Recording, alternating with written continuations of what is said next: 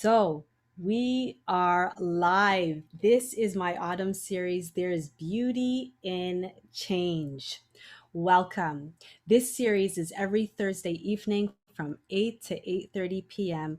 Eastern Standard Time.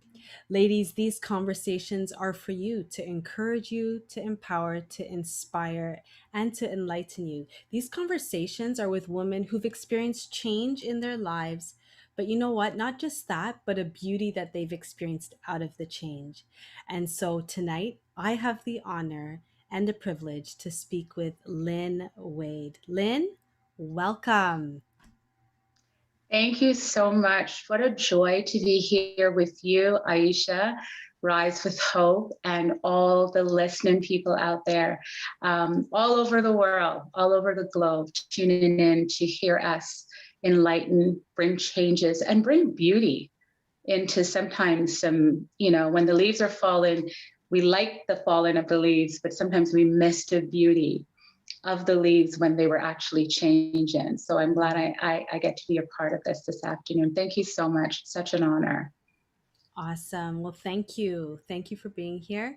And ladies, before Lynn even talks about the change in her life and the beauty that has come out of it, we want to know a bit about Lynn and who she is. So, Lynn, if you can share with our audience three things about who Lyn Wade is.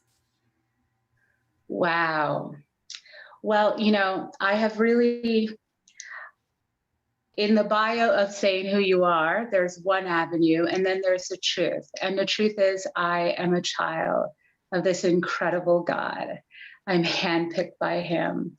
I'm a woman that he rescued and saved and set free, and I'm his and he is mine. I'm a mother of three, a wife.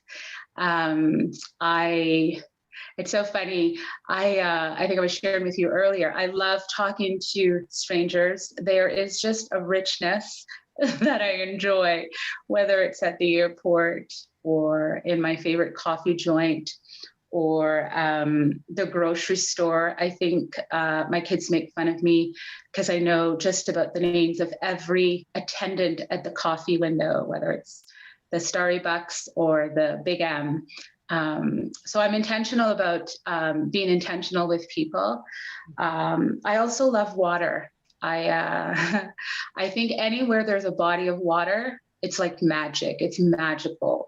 I'm obsessed with waterfronts and just sitting there and meditating and just being mesmerized by the majesty of God and how he can just bring all of these things together. And I love quiet. I like quiet. I like quietness. I like an atmosphere of quietness. I find that we have spent a lot of our lives being noisy, and we don't take pleasure in quietness. And I absolutely love quietness, except for Sunday mornings when I'm in church. I believe Sunday morning worship is about singing to the tip top of your voice with every fiber in your being. So that would be the time that one will declare that I am the noisiest in my life. Yeah. Well, ladies, you got to hear a snippet of who Lynn is, and we are going to hear some more about her story, her journey. And so, Lynn, before you even talk about the change that you've experienced or are experiencing, give us the background to the change. Yeah. So I think that this change has been a long time coming. I think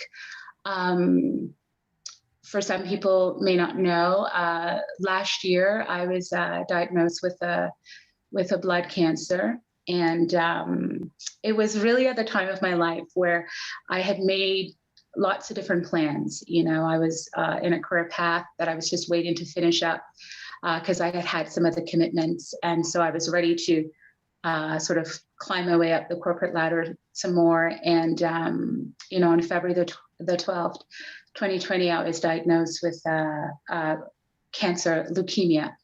And boy, there was really, there was no beauty in that Mhm. finding. And so that's when I really, and I want to be mindful of it, because I know everybody, particularly people that are dealing with cancer right now, we're all in different stages. And I'm at a stage in my life right now where I am doing a lot better than when I started. So I want to be sensitive to that. But February the 12th, I was diagnosed. And on February the 13th, was the day that I decided that I was going to allow myself to feel every feeling that I needed to feel. And what I mean by that is that I think sometimes we can be so numb, Mhm. and it doesn't necessarily, it shouldn't take a disease to bring us out of that numbness, Mhm. but it's definitely one that can be used to quiet us down and get our attention. And so I say I was diagnosed with cancer on the 12th, and on the 13th, I decided that I was going to feel everything. And I think that's when I realized that's where the change started happening for me, was on the 13th. Wow. And before Lynn continues, ladies, and it doesn't have to be just as Lynn is talking about the illness that she has been experiencing, but there are situations that, ladies, you and I have been in where maybe we've been numb to it because we don't want to feel everything. It's scary. It's fearful. It's taking a risk. It's being vulnerable, transparent, especially with the people who are around us. But hopefully, Lynn will be able to give us some more in terms of about feeling everything, feeling every feeling, and what was that journey like? Because it's true. A lot of times we turn it off. We don't want people to see. We don't want to feel. We don't want to go through. So Mhm. keep listening, Mhm. because there's going to be some rich nuggets for you to grab a hold of, because maybe this is what you need to hear tonight for the season that you are in. Lynn, I Mhm. would love for you to just, as you were talking about, we can be numb and feeling every feeling. Um, Before we go into another question, I want to ask this: what is one of the feelings that was hard for you to feel, but you made that decision, and so you had to go through that feeling? Can you share that with us, please? Yeah, I think we show up in three parts as human beings. I think there's a part of us that shows up based on our life experience. So if life was unkind to us, if we've had painful things, if we've had trauma in our lives, there is a sense of that. It's part of our identity. Then there's the guarded part. There's the part of us that will say, I am never going to ever allow anybody to ever make me feel that I'm subjected to injustice or abuse or any kind of trauma. So we call that part like your guard, your guard in yourself, right? And then there's your authentic self, the real you, the you that in your mother's womb you were formed and created to be. And what happens is that we walk in separate identities of each and every one of those, and we don't know how to bring them in. So, what I started to feel and realize is that I had this life traumas and these things that had happened in my life that I was forever guarding. But what I was missing out on is that not only was I guarding out things that were bad, but I wasn't allowing any space for things that were good. So to be loved and to allow myself to love, when I started reading, and the scripture that has really been sort of like, God, I can't even begin to tell you how Psalm 23 has been like my national anthem for my life, because I realized that all three persons that I was um, identifying as individually, the shepherd wanted to bring them all in and say, listen, I am your guard. I am your keeper. I am your restorer. I love you. Like, I love you. And to me, I always thought love always costs something. You have to pay for it, you know? And so for me, when understanding God's love, I always thought, well, I have to be good and I have to do good things and I can't do that because I doing that means that I have to submit myself to something. And I've submitted myself to things before as a little girl and trauma and all these different things. And it costs me something. So I always had to protect this thing that was violated or taken advantage of at one point in my life. And then there was this shepherd. And I was like, that's such a gentle name. Like, what about a warrior or a fighter or a sword bearer that just, swipes at people? I can identify with that, but a shepherd, like, come on, And so for me, it was feeling what it really feels like to have a shepherd watch over you. And boy, listen, I have surrendered to a lot of bad things in my life, but when I understood what my shepherd was doing, I tell you, the fox all of a sudden felt like an ant because I had a shepherd that was just like, yo, girl, not only do I got your back, I got your side, I got food for you, I got love for you. Oh, and let me just tell you, anytime you get out of line, I pursue you. And I don't pursue you because it's going to cost you. I've already paid the price. I'm pursuing you because the price I paid for you was rooted and grounded in love. And so love, not as I knew it, the costly love, the ridiculous, reckless, unconditional love is what I had to open myself up. And boy, there's so much beauty in that revelation. So much beauty. Awesome. Mm-hmm. Wow. Ladies, I want to touch on one of the points that Lynn made. Sometimes we can guard ourselves because of the negative things that have happened in our lives. But then, as Lynn was saying, she wasn't allowing space for good things. And we can do that, right? Because of what has happened to us, the guard is up, the wall is up, and people are trying, as Lynn was saying, to love, to be kind, to do things, but you're thinking back to maybe what has happened before, and you're like, I'm not taking that risk again. I'm not going there, and so it's important to reflect, to check, do you have a wall that's up? Is there a guard that's up? Are you not allowing for space for good things to happen to you or in your life? That very Mm-hmm. important point. And then, as Lynn was touching on Psalm 23, the shepherd referring to Jesus Christ and all his awesome attributes that no one can compare to. Um, and that, as Lynn was saying, the reckless love that he has for us, it does not cost us anything, but he so desires to lavish his love on us. And so, Lynn, Mm. as you were talking about the reckless love, talk to us about this change so you experienced February 12th, you were given that diagnosis. Now we're in 2021 in October. What has that journey been like? And maybe if you can tie it in with the reckless love that Jesus has for you. Listen, absolutely, absolutely. You know, I feel so full, um, knowing who my shepherd is, and I don't say that just because people are spectators of the conversation that we're having right now. I feel full in him, like I'm complete, like I'm a whole being. And when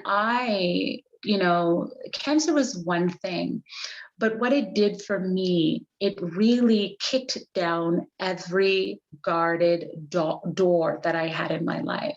Like it just, like everything was exposed, right? Everything, every hurt, every feeling, and the connections. And please, I don't want anybody to feel that, cancer is some kind of a punishment, or it's like, God trying to get their attention. God is too loving and kind for that stuff. I'm sure there's enough people that have different analogies for that.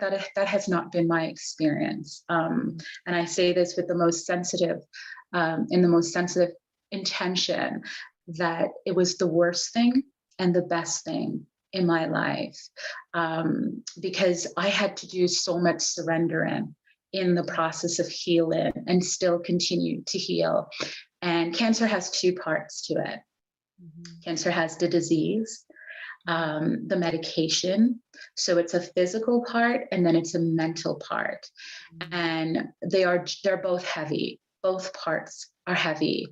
And so for me, when I said on February the 13th, I was diagnosed on February the 12th, and February the 13th, I had to make a decision how I was going to live the rest of my life with this disease, right? Because I was going to live. And it's funny, I have never wanted to live more on the 13th. I didn't know what that looked like. I remember the oncology team was sitting and having a conversation with me, and the doctor was trying to very nicely sort of like walk me through, what the steps are and so forth. And I said, lady, I know you don't know my life, but I can handle it. You just lay it out and let's get this party started. But for me, it was really the beginning of the best days ahead. And I am so transformed by the love of God that I don't want to say whatever physically happens to me doesn't matter, because it matters. I'm a little bit on the vain side. So, I like good lipsticks and mascara and all those kinds of important things, right, ladies? But the heart is really where the transformation began. And so the healing for me was much deeper than the diagnosis. The healing was a therapy of love, straight. It was an IV straight from the heart of God. And I felt every cell, every fiber in my body being renewed, revived, restored, restructured, rebuilt. I saw hope rising in a way that, even on the days, because some of the challenges in the early stages that I couldn't walk, I used to have to walk with a cane. And I remember saying to myself, I am 48 years old. I do not need a cane. And by the way, there are no pretty canes out there. So it's not like I had a sparkling cane or anything, nothing with diamonds. It was just like these hideous looking things. That alone was a sign that I needed to learn to walk again. So, again, remember, we're still praying for Lynn and Vanity, but I kept pushing myself and pushing myself. And really what I was doing is that I was making space for things to be whole again, not just in my physical self, but in my emotional intelligence, in my spiritual self. It was a whole transformation. And there was so much beauty, because if you start unlayering things, and if you see one thing, and as you take a layer off, you see beauty, and then you take another layer off, you see beauty, all of a sudden, you just show up so beautiful. And the truth, here's the truth. The truth is that we were created to be this beautiful representation of the one that created us, fearfully and wonderfully made. We just had to get to a place where we were in alignment with that truth, because so many things can derail us, but it's when we are in alignment in that truth, that whether I had hair on my head, or there was a time I had zits on my face and like markings on my face, and listen, I wanted to wrap everything but my eyes and go out in public, because again, I have problems with those kinds of things. But after a while, it was just kind of like, Lord, you are incredible in every season, the spring, the summer, the winter, and the fall. Awesome, Lynn. Awesome. Ladies, Lynn has touched on so many different points. I just want to touch on a few of them. I was taking notes as Lynn was speaking. One of the decisions that she made, she said, I was going to live. And sometimes we need to, when things happen in our lives that might not go the way we desire, disappointments happen, there are decisions that we have to make. And that was one of them that she made. I was going to live. Ladies, I'm not sure what decision you have to make. Mhm. Mhm. But when we declare things out loud, it does something, and there's power in our words. Death and life are in the power of the tongue. And so, ladies, s- speak life. Speak life over Yeah. your situation, over yourself, over your family. Speak life. And that's exactly what Lynn has done. And Lynn also spoke about the healing, the physical healing. Oh, sorry, not the physical healing, the spiritual healing. It was Yeah. deeper than the diagnosis, and so um, it's amazing how God can use situations in our lives to bring healing, not just for the physical, but also other types Mhm. of healing that is required. And as Lynn said, it was deeper, and that her heart was transformed in the process. That there was an IV that went straight from the heart of God to Lynn to feed her and to infuse her with the love of God and with all the Yeah. nutrients that God has for her in order to Mhm. live, and not just live in terms of surviving. That's not what she's talking about. But Lynn, I Mhm. believe, is talking about thriving, about flourishing. And for her to be here is a testimony for her to share about the beauty that has happened through the change that has occurred to her. Yeah. And so we are Mhm. grateful. Lynn, what are two things you've experienced?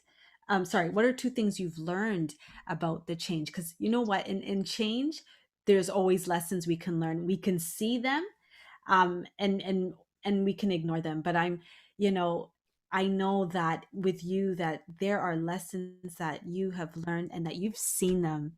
But just share two with us, please.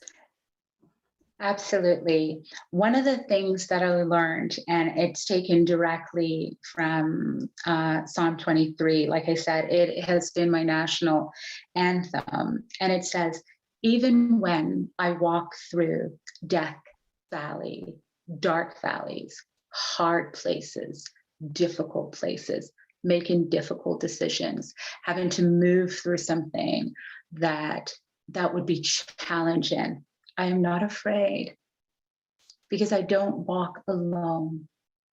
And so, knowing that the entire universe is orchestrated by God to be in alignment with me when I walk through the valley, listen, listen, Lindas and Lyns and lovely ladies that are out there. That was life changing, that I don't have to be afraid. And I will tell you something, fear comes from our lack, when we feel that we don't have the power or we don't have the wherewithal to defend or make things right. That it's a crippling thing. And so for me, it was not being afraid. And the second thing was finding rest. Um, I think we take that for granted. Rest is restorative. It Yes. is it is the thing that, even if you've done research and so forth, they talk about, how you heal outside of chemo, um, stress-free lives and restful lives are the lives you want to pursue when you're healing from anything, whether it's a relationship that just ripped you apart, whether it's a loss, whatever it is, you've got to take time out to rest. And I just think it's so interesting that not being afraid, and resting are the two things that has been my keeper in this season of healing. Yeah. That's amazing. That is amazing. So, ladies finding rest and not being afraid. Because when you're not afraid, it's much easier to rest, right? When you are Oh afraid and God, you're yes. fearful of things, you can be anxious, you can be worried, and so to rest is it can be challenging. And so those two things together, if you have not implemented that in your life, I'm encouraging you to do so, to find rest. Because as Lynn said, rest Mhm. is restorative, and not just to your physical body, but mentally, emotionally, spiritually. We were not made to keep going, going, going, going. We Mm-mm. certainly were not. Mm-mm. And so we need to know when we need to take the rest, because we don't want our body to talk to us to let us know when we need the rest, because it could be too late and we could be reactive. Ladies, let's be proactive, and let's Yeah. take the rest when rest is needed. um, Yeah. Lynn, through this change, and as you said, that when you found out on February the 12th of 2020 and up until now, and I'm sure that there was support that came along the way to help you. With the Mhm. change, can you talk to us about the support that was there for you? Yeah. Support was a really hard thing for me Mm, because when you are a strong guard and you have a warrior type of mentality, support seems like a sense of weakness. mm, So I really had to drop my guard and allow the shepherd to take over. And there's a part in the script in the Psalms that says that he prepares a table before your enemies. And a lot of times we tend to put faces of people but I think the enemies are things sometimes we create even in our own head. mm, Nobody wants to help me. Nobody cares. Nobody. And the Lord was able to prepare a table of people that would invest, people that cooked, people that sent cards, people that on the days when I think the shock of the news has settled down, odd hours I would get a text message or a WhatsApp message, hey, how you doing? I'm thinking about you. I had someone the other day sent me a message. It was just like a random thing, and I was so blown away. It was like, and it was rich. So I want to remember exactly what he said. But he said to me, I was in prayer and the Lord kept bringing up your name. And I started calling your name before the Lord. And listen, people, listen, ladies. When somebody mm, tells you that they are calling your name before God, there is just something life changing about that. And I will wrap it up with the last part of Psalm 23. And it says, and this is what the support looks like. This is how God sends the support. He says, Your beauty, it's your beauty and love chase after me every day of my life. So he's sending people. That's not just a metaphor in the sense that it's a beautiful thing and a love thing. No, he's using people. He's using people to minister to you in love every day of your life, every day. And I'm back home in the house of God for the rest of my life. And so, listen, that alone is enough to remind us and also let our guards down where love is concerned, because sometimes that can be hard. And the process of healing is saying yes to help. And so I encourage you, if you need it, first say it and then ask for the help. Right. And there's beauty in that, because you would be amazed at the people that show up to help you. awesome encouragement, Lynn. Ladies, you've heard it. You've heard it. It's important to ask for help. Sometimes we have that personality where we're strong and it's like we don't need the help, we're superwoman, etc. Or people may think we are. But we do need support. And as Lynn said, we need to speak up, speak out, and say, you know what, I need help. I can't do this, I need help here, etc.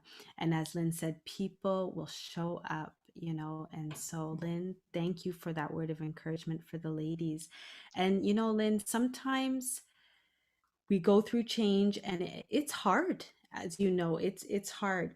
And so what advice can you give for a lady who is going through change and is experiencing a hard time going through it? Can you give her a word of advice, please? Thank you. Yeah.